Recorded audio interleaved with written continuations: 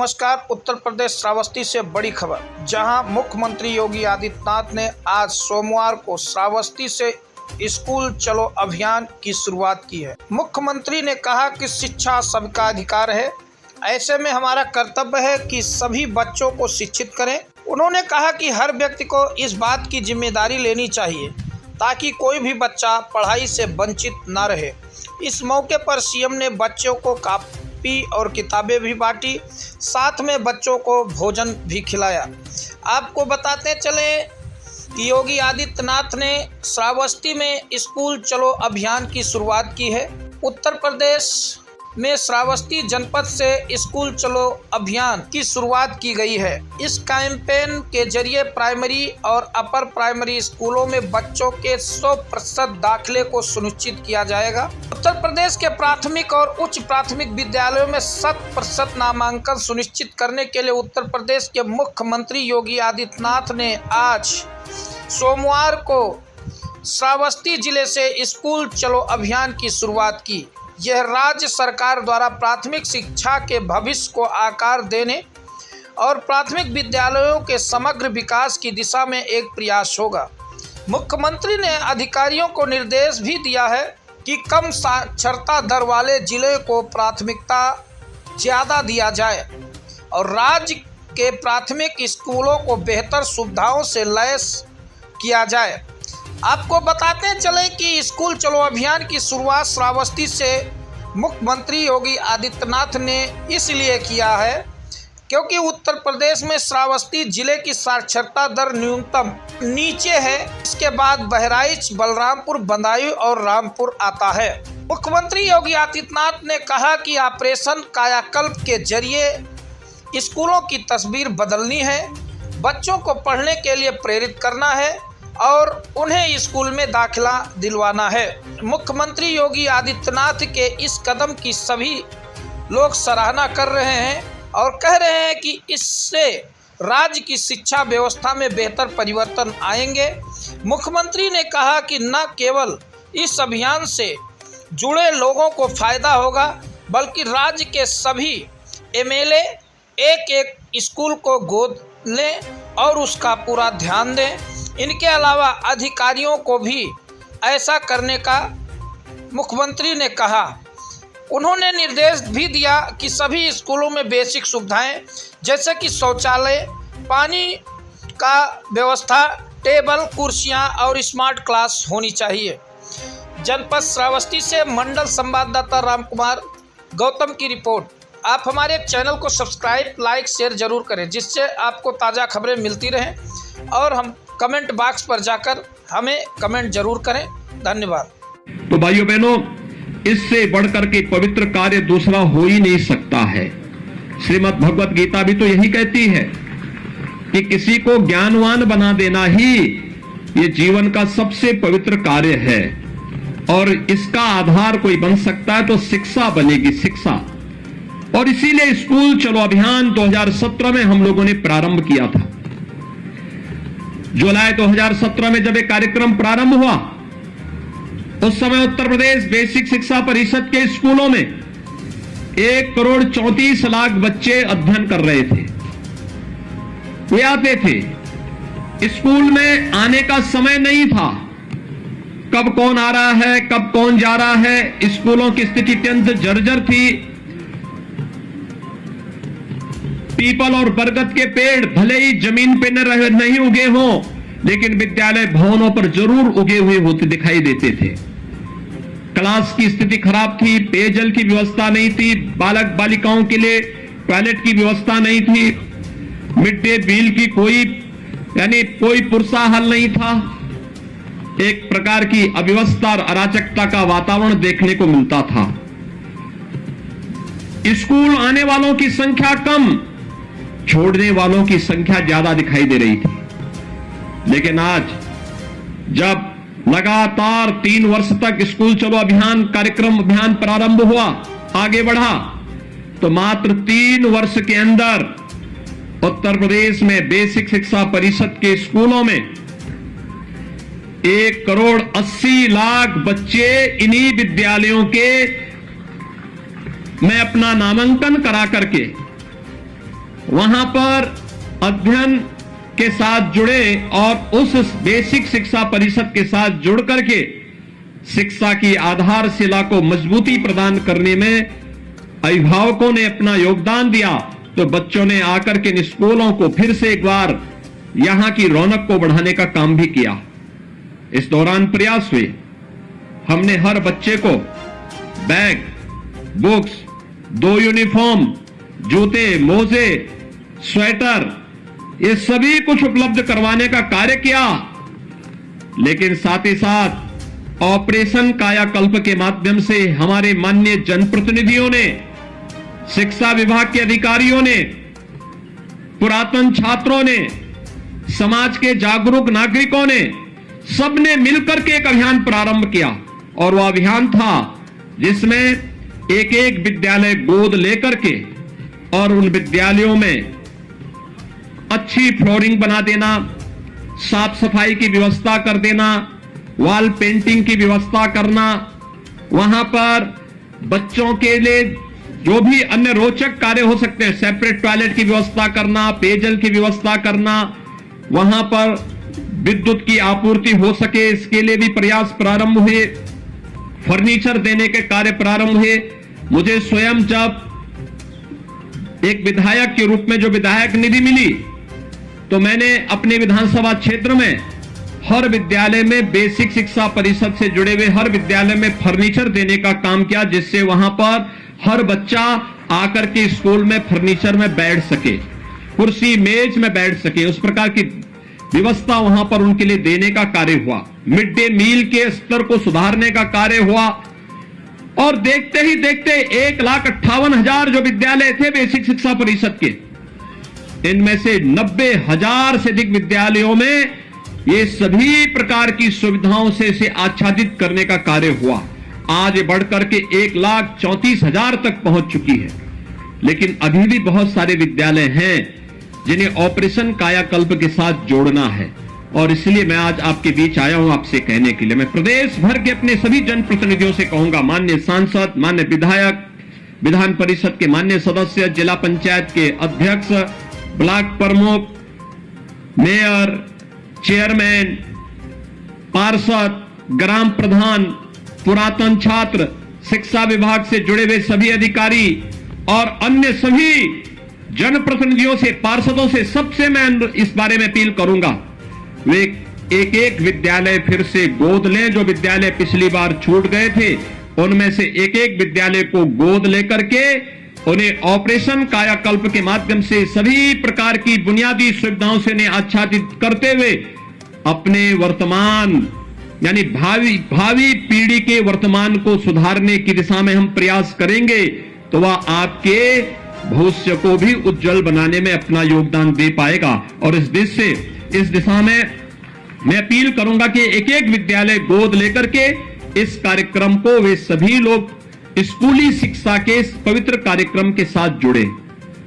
भाइयों बहनों, हम लोग देश के सबसे बड़े राज्य में बेसिक शिक्षा परिषद में जितने हमारे यहां बच्चे पढ़ रहे हैं, देश के अंदर तमाम राज्यों की उतनी आबादी नहीं है और दुनिया के अंदर तमाम देशों की भी उतनी आबादी नहीं है।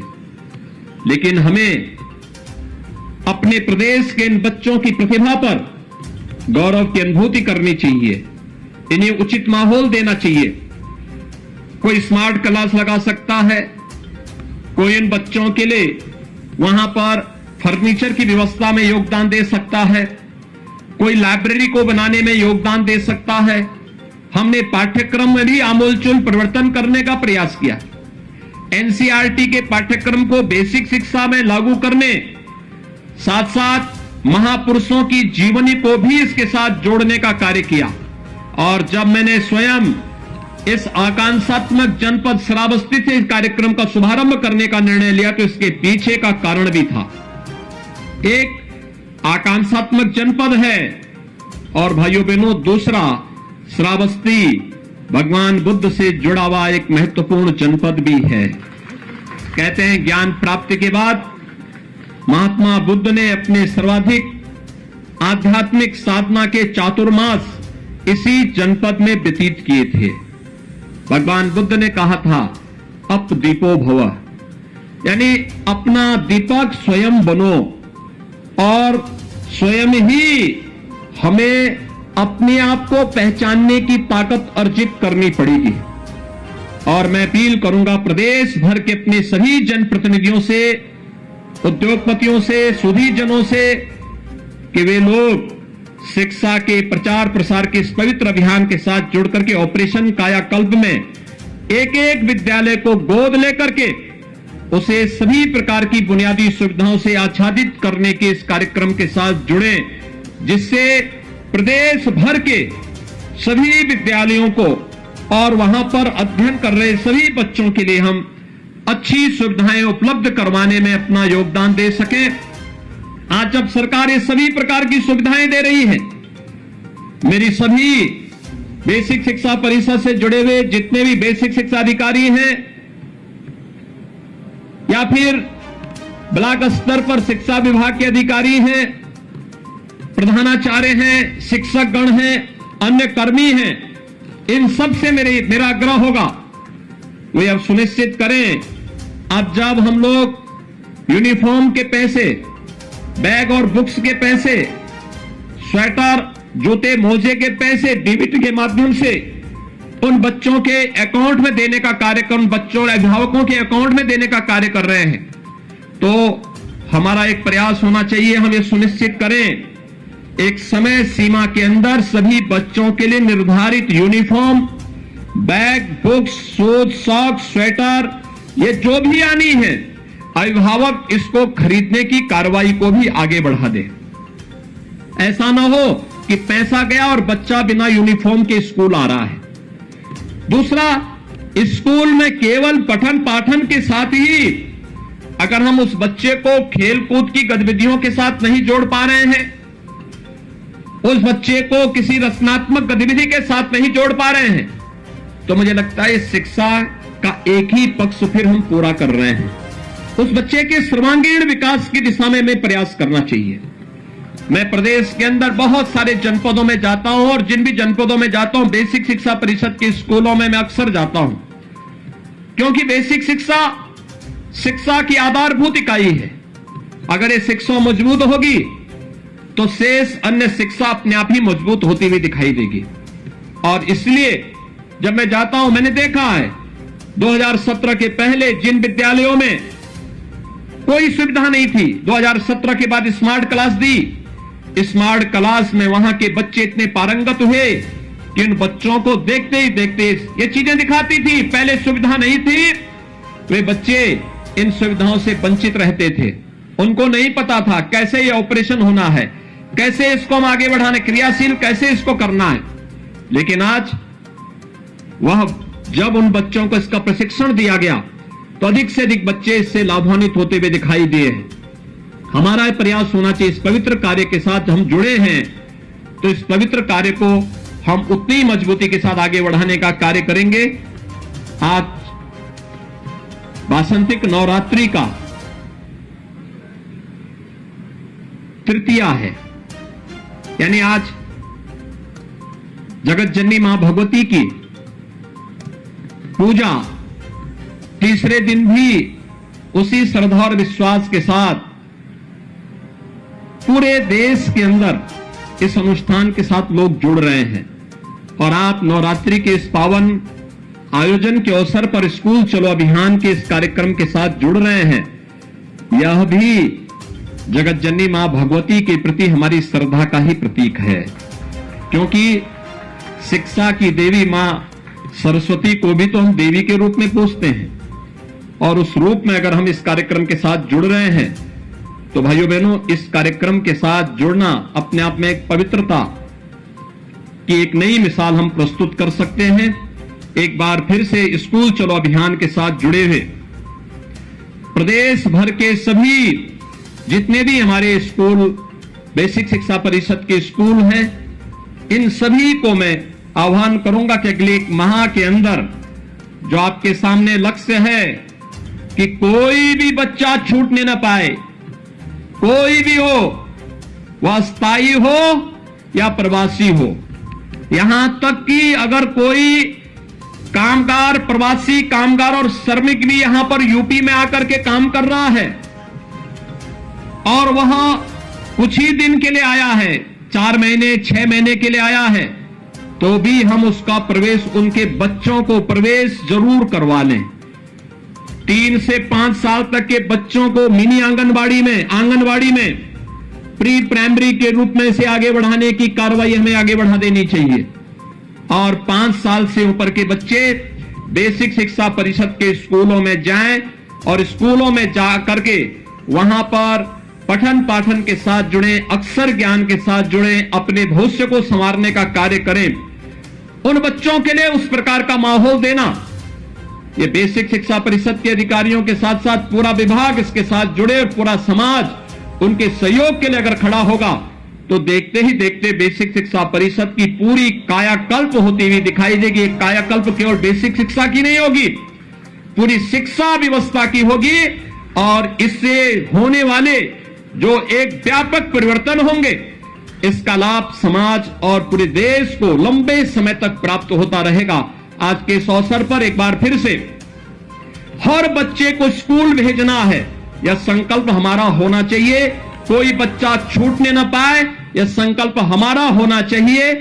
दूसरा, ऑपरेशन कायाकल्प में हर जनप्रतिनिधि एक एक विद्यालय गोद लेकर के इस पवित्र कार्य के साथ जुड़े, जिसमें उस विद्यालय, जो बचे हुए विद्यालय हैं, उन विद्यालयों में भी हम बुनियादी सुविधाएं उपलब्ध करवा सकें। उनकी फ्लोरिंग को ठीक करना, बालक बालिकाओं के लिए टॉयलेट बनाने की कार्रवाई अलग करना, बनाना, पेयजल की व्यवस्था उपलब्ध कराना, फर्नीचर की व्यवस्था, स्मार्ट क्लास, लाइब्रेरी और अन्य बुनियादी सुविधाएं भी हम वहां उपलब्ध करवाने का कार्य करें। सोलर पैनल की व्यवस्था हो, ये सभी चीजें अगर हम वहां उपलब्ध करवाते हैं तो आप देखेंगे कि बहुत जल्दी सभी विद्यालय न केवल उसके साथ आगे बढ़ेंगे बल्कि बेसिक शिक्षा परिषद का पूरा कायाकल्प होता हुआ दिखाई देगा और यह लोगों के लिए व्यापक परिवर्तन का कारक बनेगा, जो प्रदेश के विकास को एक द्रुत गति से आगे बढ़ाने में सहायक होगा। और साथ साथ मेरा आह्वान होगा कि जो भी ये कार्यक्रम चल रहे हैं, इन कार्यक्रमों की नियमित समीक्षा, प्रधानाचार्य प्रतिदिन इसकी समीक्षा करे, कौन बच्चे आ रहे हैं, कौन नहीं आ रहे हैं। उन बच्चों की रिपोर्ट कार्ड से साल में कम से कम 3 से 4 बार अभिभावकों के साथ बैठक करना, उनके साथ संगोष्ठी करना, उनके साथ बैठक करना, 4 बार कम से कम उनके साथ बैठे। हर तीसरे महीने अभिभावकों के साथ एक बैठक जरूर हो। यह विद्यालय का जो समय है उसके बाद या उससे पहले आप करें या रविवार के दिन करें। कक्षा का जो टीचर है, कम से कम कक्षाध्यापक सप्ताह में एक बार जिस ग्राम पंचायत में उन बच्चों को पढ़ा रहा है, उस ग्राम पंचायत में जाकर के एक एक अभिभावक के साथ जरूर बातचीत करें। बच्चे के बारे में सकारात्मक रूप से उसे आगे बढ़ाने के लिए प्रेरित करें, अभिभावक को प्रेरित और प्रोत्साहित करें। यह क्रम अगर आगे बढ़ेगा, आप देखेंगे कि आपको इसका यश भी प्राप्त होगा और आप यह न केवल बेसिक शिक्षा परिषद की प्रगति का आधार बनेगा बल्कि आपके जीवन को भी यशस्वी बनाने में इसकी बड़ी भूमिका होगी। एक बार फिर से नियमित समीक्षा इस बात की भी कि डीबीटी के माध्यम से जिन बच्चों के अभिभावकों के अकाउंट में पैसा चला गया है, उसकी सूची लेकर के यह सुनिश्चित करना कि उन बच्चों के लिए यूनिफॉर्म समय पे बन जाए, बच्चे अपने निर्धारित यूनिफॉर्म में स्कूल आए, बैग बुक्स है, जूते मोजे हैं, सर्दियों में स्वेटर है, ये सभी उन बच्चों को उपलब्ध हो और समयबद्ध ढंग से इस कार्यक्रम को हम आगे बढ़ा सकेंगे। एक बार फिर से यहां पर बेसिक शिक्षा विभाग को अंतर विभागीय समन्वय के साथ आगे बढ़ने की कार्रवाई को और तेजी से आगे बढ़ाना होगा, जिसमें ग्राम्य विकास, पंचायती राज, नगर विकास, बाल विकास और पुष्टाहार, इन सभी विभागों को आगे बढ़ाना, एक साथ जोड़ना। यह अंतर विभागीय समन्वय में बड़ी ताकत है। हमारा प्रयास होना चाहिए हर विद्यालय के पास अपना खेल का मैदान हो, हर विद्यालय के पास अपनी रचनात्मक गतिविधि को आगे बढ़ाने के लिए उचित माहौल हो, हर विद्यालय के पास पेयजल की पेयजल की अपनी सुविधा हो, हर विद्यालय के पास अच्छा पाठ्यक्रम हो, और समय समय पर शिक्षकों के रिफ्रेशर कोर्स भी होते रहे, समय के अनुरूप हम अपने आप को ढाल सके, तकनीक से हम आच्छादित हो सके। हमने प्रेरणा ऐप और दीक्षा ऐप बनाया था। उस ऐप के साथ जुड़ करके तकनीक का अधिकाधिक उपयोग करना।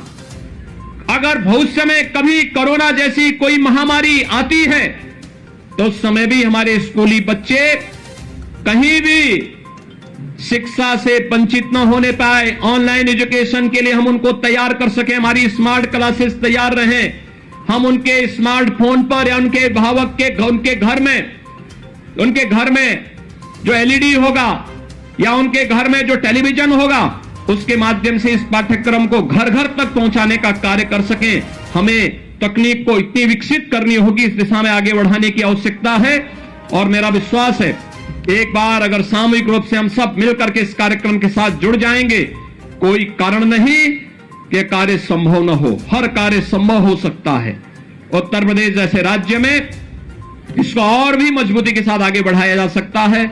मैं एक बार फिर से बेसिक शिक्षा परिषद को स्कूल चलो अभियान के कार्यक्रम को आगे बढ़ाने के लिए हृदय से बधाई देता हूं और विश्वास व्यक्त करता हूं कि शासकीय स्तर पर भी हर सप्ताह इसकी समीक्षा हो कि कितने बच्चे अपना नामांकन कराए हैं और कितने अभिभावकों के साथ संवाद का एक कार्यक्रम आगे बढ़ रहा है और हम मजबूती के साथ इस कार्यक्रम को सफलतापूर्वक आगे बढ़ाने का कार्य कर रहे हैं।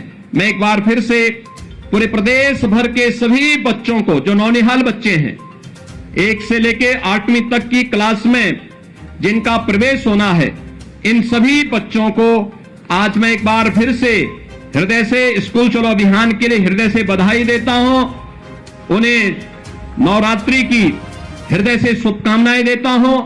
उनके उज्जवल में भविष्य की कामना करता हूं और विश्वास व्यक्त करता हूं कि हम सब स्कूल जाकर के अच्छा पढ़ेंगे, अच्छा करने का प्रयास करेंगे, अच्छा नागरिक बनेंगे और देश को अपना सशक्त बनाने में अपना योगदान दे पाएंगे। एक बार फिर से मैं आप सबके प्रति नवरात्रि की और रामनवमी की हृदय से मंगलमय शुभकामनाएं देते हुए अपनी वाणी को यहीं पे विराम देता हूं। धन्यवाद। जय हिंद।